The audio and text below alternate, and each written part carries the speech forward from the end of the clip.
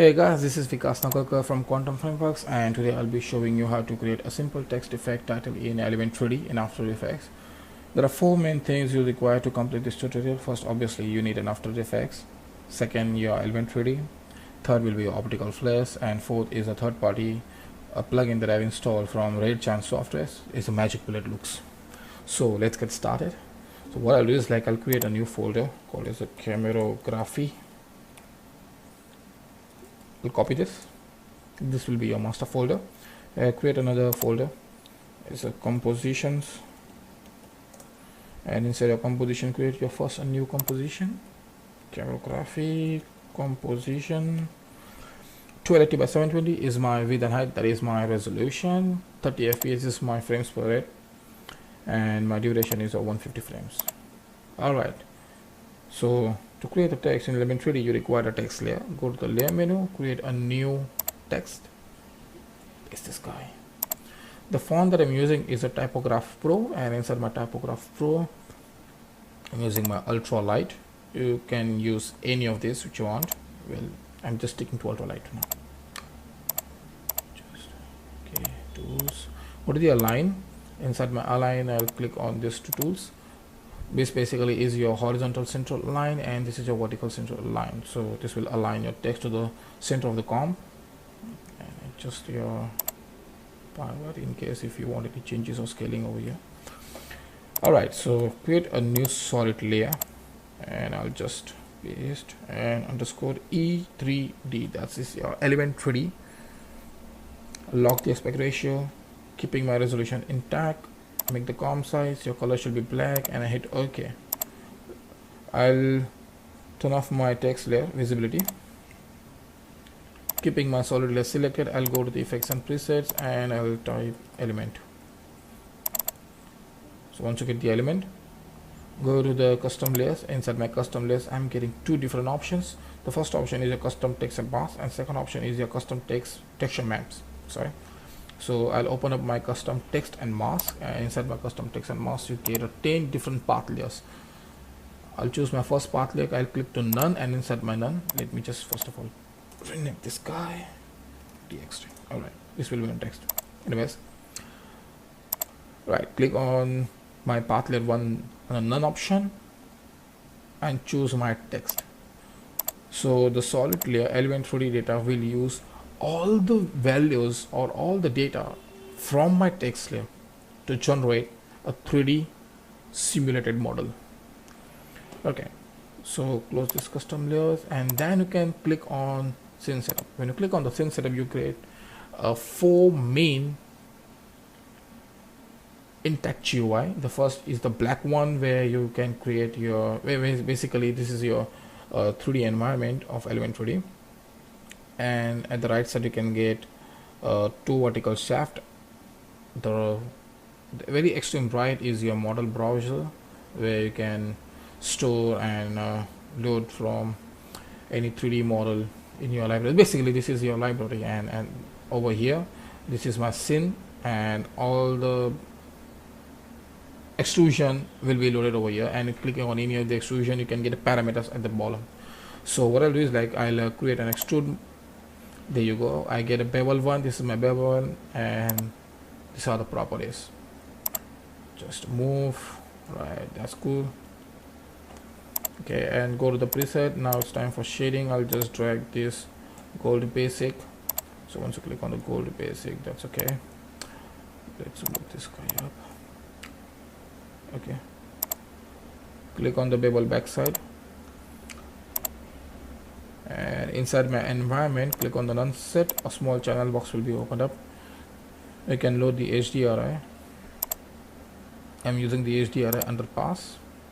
See, okay, I need the same HDRI inside my 3D environment, so I'll click on this environment button and load the same one. Okay, so you have to enable this environment small button. Click over here. On the left mouse button you can see that, on the right mouse button, just drag it. You can rotate the sphere of the HDRI how you want. Okay,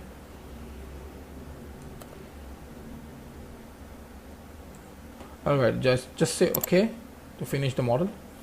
Now create a new camera and call this as a camera graphic camera 35 mm. Just say okay. Change my sample factor to third, work faster. Just zoom out a bit, zoom out a bit, zoom out a bit. Now the best thing of the Element3D is whatever you see inside the scene setup, you can easily load that inside your canvas. So go to the solid layer, the Element3D, and inside my Element3D solid layer, click on the render settings. You get a good amount of options. Click on the environment and enable showing region. There you go.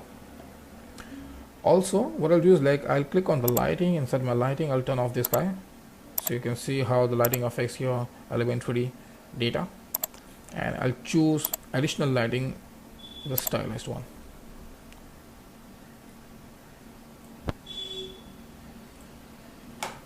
Right, now once you're done with this one, go to the ambient occlusion and enable the ambient occlusion. I'll make the value to 3, maybe, yeah, that's cool.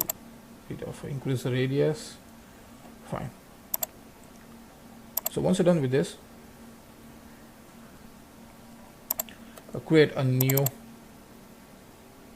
adjustment layer and type over here as a glow, and you can see it's a glow there. Yeah, I'll increase this one full. You can see on the edges the glow effect is taking place, and I'll change my mode to add. Right, I'll rename this as a lume. That means a glow. Maybe you can just simply type a glow. Well, I prefer to use some different extra exaggerated words. That gives me satisfaction. Create a new adjustment layer, name as looks, and again in the preset I'll just type looks. It's a plugin from the RateGen software. You can see it's a RateGen software. You have to install this one. I'll click on the edit, and on the edit I'll just load my bleach bypass form. That's cool. Just say finish for that. You're free to use any of the looks preset, or maybe you can create your own preset. I'll just show you how. On the left hand side, you can see, just scroll your mouse and you get a pretty good amount of loaded inbuilt presets, and on the right hand side you get various tools you can add or edit or customize as you want, and just say finish once you're done with this. Right, so create a new adjustment layer, and I'll rename this as a level blood. So I just want to focus on my text, and I just want the rest of the space to be blood. So there are two ways. Either you can use looks, or maybe you can go with the old school technique, and I'll just click on the masked elliptical tool. Okay, and choose your Gaussian blur. Increase your Gaussian blur a bit, I mean to good level, and say in your mask invert. Now when you turn off the ring, you can see that a line is visible. Now we have to, that is not a good thing. I mean, just increase your feather, or maybe kind of, I'll just use 100 for that. Okay, done till here. Create a new adjustment layer, say what vignette exposure. I'll use the vignette exposure, and for this one I'll use the looks, and I'll click on the looks again, and this time I won't be using any of the preset, but I'll be creating my own one. So inside my lens, I'll click on the vignette and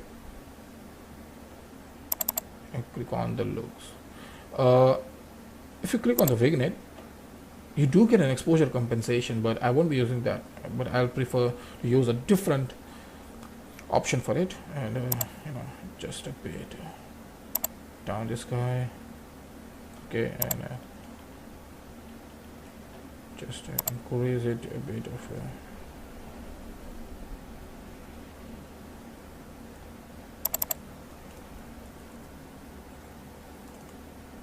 2.89, maybe that is okay.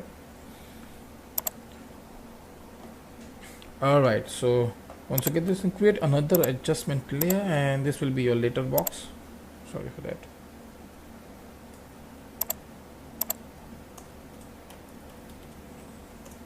And inside your letterbox, inside your effects and presets, type letterbox. Again, it's a plugin from the Magic Bullet Looks. Okay, and choose, try and just drop it. I prefer to use an aspect ratio of 2.101 or maybe 2.100. Okay. All right, now if you see, I've enabled two different lighting over here, and that's your master flare, and one is your glint, which gives a spectrum or gradient type of a light effect. So let's create that. Create a new solid layer and type as a master flare, right? And so go to the effects and presets, create an optical flare, and inside my optical flare I choose my normal mode layer to add. Click on the options and then go inside my preset browser. Inside my preset browser I'll choose my motion graphics where 19 light presets are there, and choose golden sun. Alright, I made some modifications over here and added few of the properties from the custom lens objects. There are two. One is a basic, and we have some customs over here. So once you're satisfied and once you have loaded all the element optical properties, and just hit OK, and then you can position your X and Y the way you want. I mean, I'll just position it over here. Maybe I prefer some different one, or maybe a guy over maybe just in the E. Prefer to work on the E, and the center position to maybe A. Okay, I made a copy of the master flare and renamed that layer as a glint flare. Let me open up the glint flare options, and you can see that this is why I have a this gives a really dramatic effect over there. Just hit OK. Option this guy. There you go. And keep your letterbox at the top. Got the glint and check it out. The most important thing is that I have scaled down my glint to 30%, and in my master flares again I have scaled down my optical flare effect to 30%, and as you can see that we are getting pretty exact result. The only thing is I've just made a few glitches on the side. Maybe you can do it. You can see you can getting the same glitches on the side. Alright guys, so let me just show you the additional two cameras I have amended in our same file, and the video that you'll be seeing is a compilation of all the three different camera angles. There you go.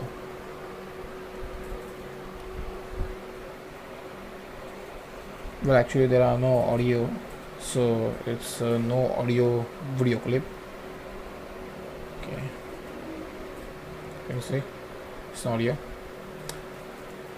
So basically you can create similar kind of result for the title sequence. You can actually check the videos on the YouTubes and Vimeo, all the video websites, and try to do something that will fascinate the clients, that will fascinate the producer, so eventually you can also get a project on title sequences. Anyways, this is a final result, and I'm looking forward from you to create a really good examples of Element3D text effects. That's it for now. Have a nice day. Bye.